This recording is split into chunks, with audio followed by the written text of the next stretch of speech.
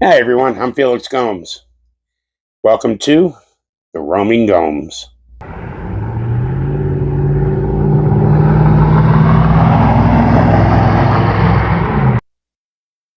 This week, I want to offer you a review of a campground we stayed at just outside Nashville, Tennessee, in Smyrna, Tennessee. The name of the campground is the Nashville I-24 Campground. Now, I am not the kind of person that likes to put out negativity. But I'm also not the kind of person that's not going to be honest in my reviews and in my presentation on this channel or my other channel. So, let me start off by saying that the Nashville area is probably one of the most abundantly active areas that we've ever been in.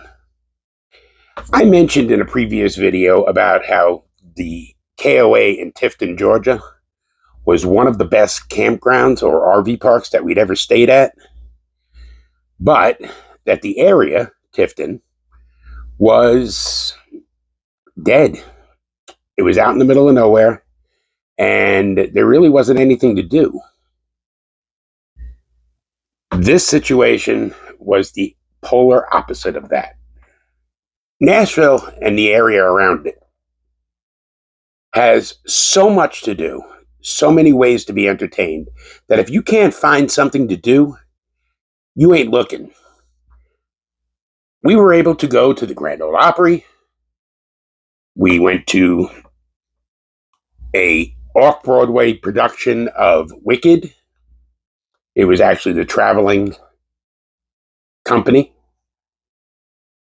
We went to Broadway. There's just so much to do there.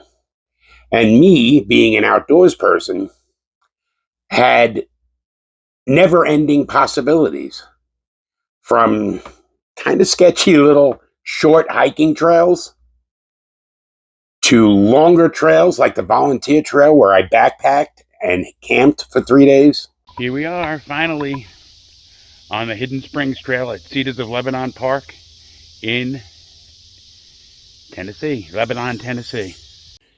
Here at the Barfield Wilderness Trail.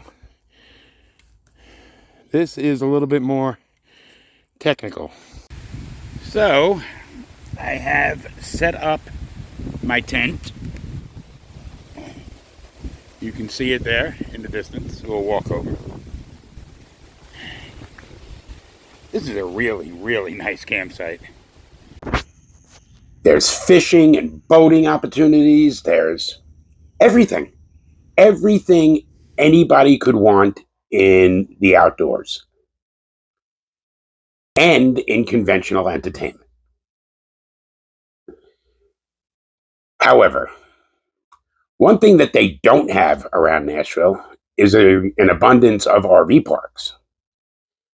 Now, as I get into this review, I know a lot of my fellow RVers are going to say or think, your home is on wheels. Why didn't you move to another RV park? Very simple answer to that. The only other RV park that was in striking distance of the hospital that my wife was working at was the Nashville KOA, and they had 0 openings. Particularly 0 openings for anyone staying on a monthly basis. Other campgrounds in the area and RV parks in the area got the same answer. So we were pretty much stuck. One thing I will say is that this RV park was very close to my wife's hospital. Now, upside of the RV park, I-24. The pool. We enjoyed the pool. We were able to enjoy the pool with Cindy's kids and the grandkids. It seemed to be clean. It was fairly well maintained. No complaints there. However, to get into the cons, we'd have to start on day one when we arrived. Now, apparently, there had been a minor snowfall and a little bit of ice in the area a few days before we arrived. This was February of 2021. The roads leading up to and around Nashville I-24 Campground, perfectly clean and dry. No problem at all. We arrived at I-24 pretty much approaching sunset. Now, bear in mind, this was February, so sunset comes early. And we were escorted to our site. Upon reaching our site, we came to realize that the site was snow-covered, and underneath that snow was about an inch of ice. Now, I didn't know it at the time, but I came to find out that they have an abundance of heavy equipment available on that property. Everything from little bobcats to backhoes to plows, everything. And they could not be bothered to clear the site. Now, this site has a little bit of an uphill leading into it. It's a pull-through site. We were pulling our old rig, the 26-foot Bullet, with my F-250, which it was almost too much truck for the trailer. But my F-250 is not four-wheel drive. It took approximately 7 or 8 attempts to get into the site. That is with their maintenance guy trying to actually dig out the tracks where my tires were going. I actually took out some kitty litter and spread it. And the only way that we ended up getting into this site was I got ridiculously lucky. We slid sideways. And when we stopped, almost like a miracle, we were dead center of the site, side to side, and front to back. It was perfect. I couldn't have asked to have landed in a better position. Okay. The next morning, I come out and I'm going to hook up our water. I'm going to hook up the sewer hose and so on and so forth. And it was cold. Don't get me wrong. And the water was frozen. Okay. I get it. I came around the other side and came to realize that for our entire time there, we were not going to be able to use our awning. Because about 6 inches from the awning was a tree. There was no way to avoid this. I couldn't back up any because I would have been starting to go down that hill at the back of the site. I couldn't go forward any because I would have been out in the middle of the road. That was it. I needed to stay where I was, and the awning was unusable. We did without the awning, and we managed.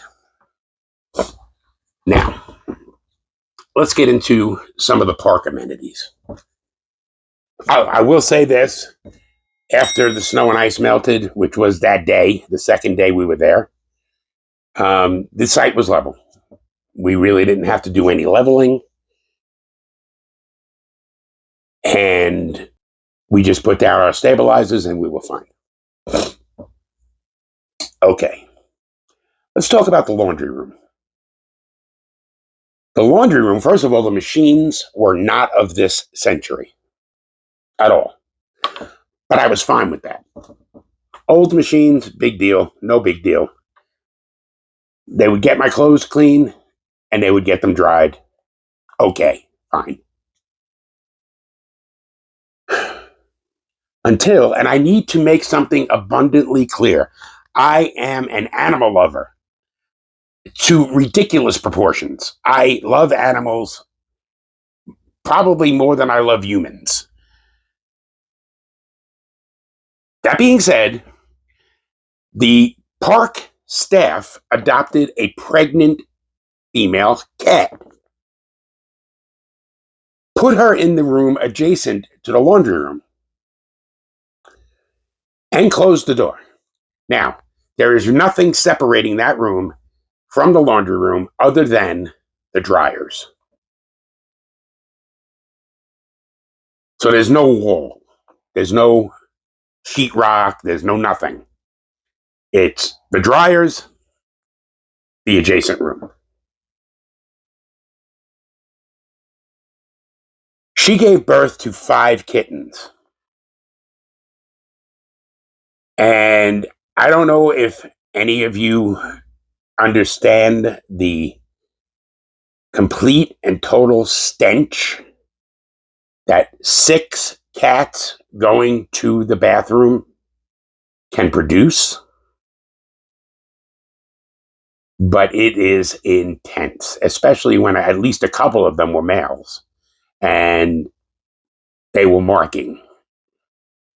The laundry room became unusable. The absolute stench when you opened the door to walk into that laundry room could knock you on your ass. I can't put it any other way. Then, even if you wanted to put on a mask and brave the smell, they then had to close the laundry room because of a flea infestation produced by these cats. Now, if they wanted to take this cat, let her give birth, and then bring the kittens and the cat to a rescue, I would have been all about it, and I would have been fine with the smell that they produced for a short period of time. That was not their plan. Their plan was to let these cats loose on the property once they were old enough to be out there, which they did. So the laundry room started off being usable, ended up being unusable. The spaces themselves. I said our space turned out to be level. That was true. However, this park is the definition of cram them in so that we can win.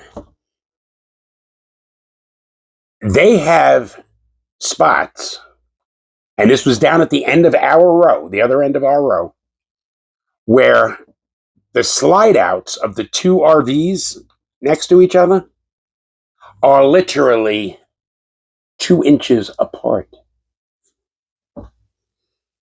2 inches apart. Up at our end, next to us was a young lady staying by herself that had friends in the area and would have those friends over from time to time. Wonderful. I have no problem with that. I didn't even care if they were getting loud into the night. They're young people. They have every right. However, each of the sites has a fire ring. She had a fire. She made a fire for her and her friends. That fire, for me to see it, I had to look out my window and straight down. It was literally below my window. There was no place else for her to put it.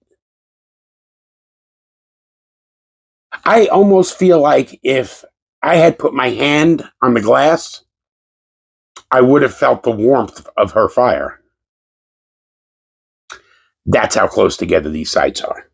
And that is the case throughout the entire park. And I don't know if this has been the experience of others, but it has been our experience. But when you go into an RV park, you can generally ascertain the way the RVs are going to be parked. They're all on an angle, or they're all straight in and in a row. There was none of that here. You could not determine how this park was laid out. It seemed like they were RVs pointed in every direction, which again goes to their apparent philosophy of cram in as many as we can.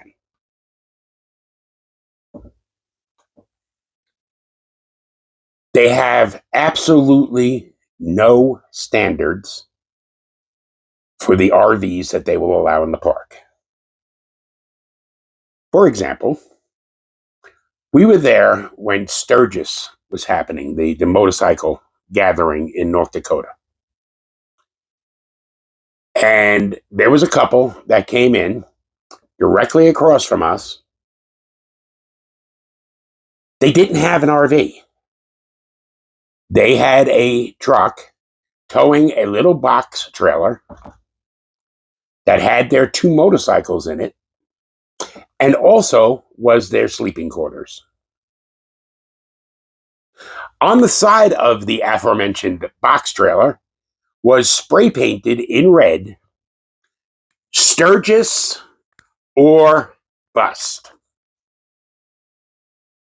Now, these people only ended up staying for 2 days. But one of those nights, they had their motorcycle started up. One of, or both of the motorcycles started. And it was like 10 or 11 at night. And they were revving that engine. And nobody from the park responded. Nothing. Okay. I guess people needed a place to stay. So this was it. Additionally,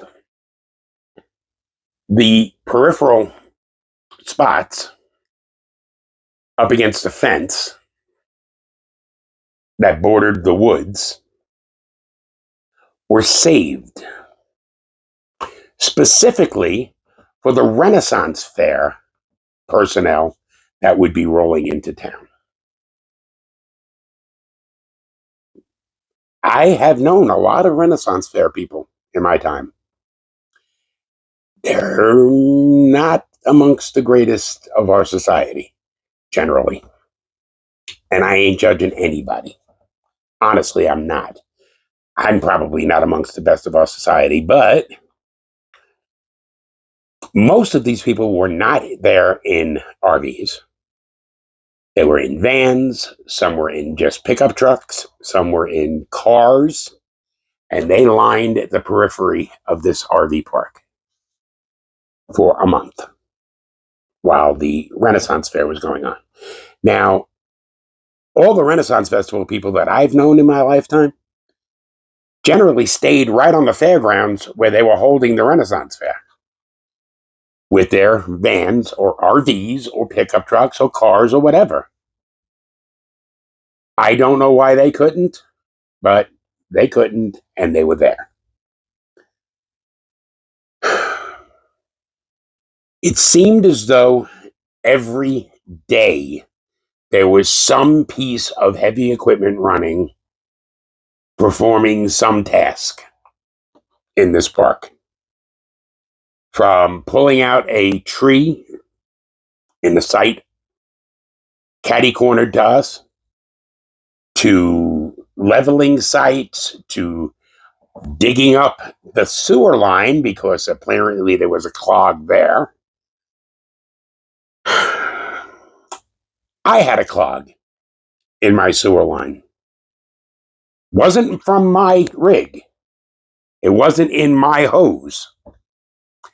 The sewer, where I attached to the sewer, was clogged. And that was confirmed. They went to the next attachment, the next port in the sewer, and they saw that there was a clog. No problem. Their head maintenance guy was on vacation for a week. They weren't sure that they were going to be able to clear that until he got back, which would have meant that I would not have been able to empty my black tank, my gray tank, anything until he got back. Well, I was fortunate in that they were able to snake it and clear it somewhat. When the main maintenance guy returned, he went back in there and cleaned it out for real.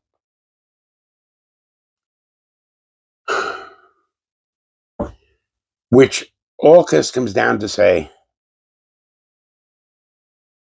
I do not in any way, shape, or form recommend Nashville I-24 Campground.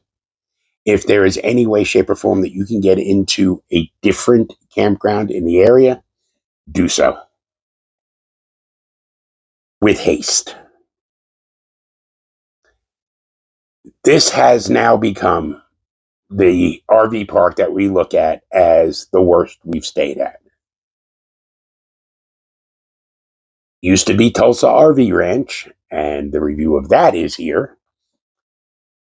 But by comparison, Tulsa RV Ranch was a resort. I'm not going to say anything more negative about them, about Nashville I-24 Campground, other than to give it a rating of 0 travel trailers.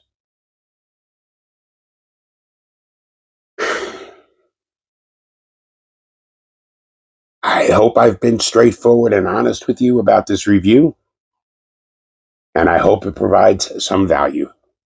If it did, please hit that like button, and don't forget to subscribe and ring the bell to receive notifications whenever I post content. I'm the Roaming Gomes. Until next time, safe travels.